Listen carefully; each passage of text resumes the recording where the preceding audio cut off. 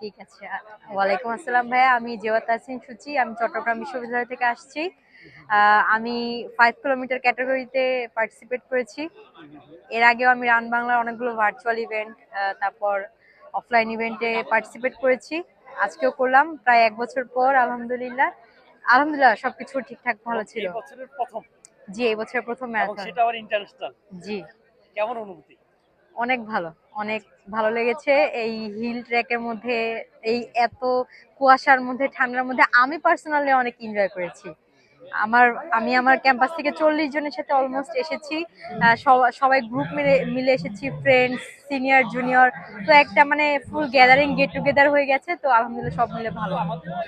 আমাদের প্রেক্ষাপটে তো মেয়েরা রান করবে, এটা তো আসলে ইজি না।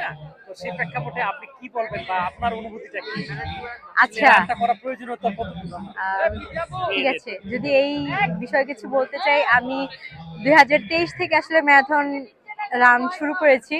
তখন আরো খুবই পার্টিসিপেট কম ছিল।